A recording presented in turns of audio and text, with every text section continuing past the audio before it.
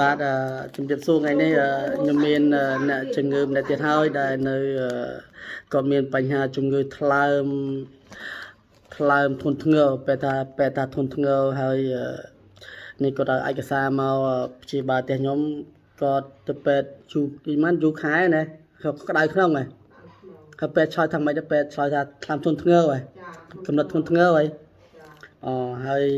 ឥឡូវគាត់មកយកថ្នាំមកឈុតទៅគាត់ថោបទៅធូរឥឡូវជួបបងស្រីគាត់ផ្ទាល់ណាមួយបងហ្នឹងគាត់មានប្អូនស្រីគឺយ៉ាងម៉េចក្មួយបង្កើតដែរ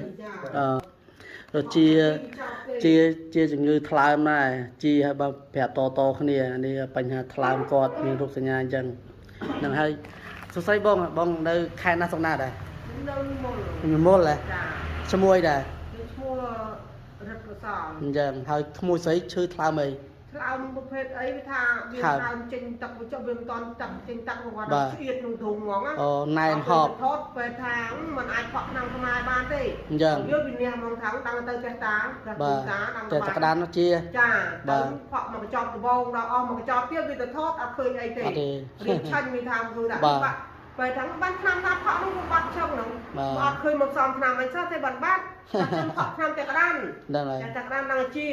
បាទតែឥឡូវផក់ទៅពីកញ្ចប់មកនោះក្នុងទៅដេទៅអីបានតាជាទៅនេះកម្មកររោងចក្រហើយវាថាបងទៅទិញតែគាត់ផក់បងឯងកុំជឿពីណាគ្រូណាមិនឲ្យផក់បាទតែគាត់ពួកខ្ញុំថាមកទិញមកកញ្ចប់នោះផក់ទៅវាត្រជាក់មែនចាក់ខ្លួនបាទលេខក្តៅនេះអីបងណាមើលបងអាការៈបងឯងពេលថាថ្លើមធ្ងន់ធ្ងរហ្នឹងក្តៅខ្លួនហ៎ផក់ទៅ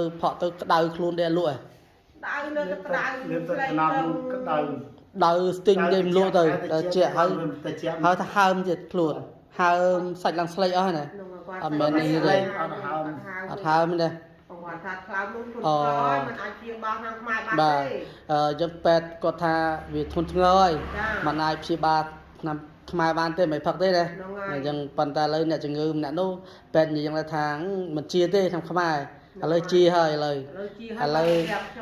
គាត់ណែពូបង្កើតគាត់ថ្លើមដូចគ្នាយ៉ាងដែរឥឡូវផឹកទៅធូរនេះជានេះឥឡូវគាត់យកថ្នាំខ្មែរតទៀតហូបតទៀតថ្លើមគាត់ញ៉េះបងប្អូនមានបញ្ហាថ្លើមអញ្ចឹងមិនបាច់ព្រួយបារម្ភទេផឹកជីហើយឲ្យតែជីយើងហូបអញ្ចឹងអរគុណច្រើនបងណាតែមានសម្ដែងទេមិនសម្ដែងទេមែនតើ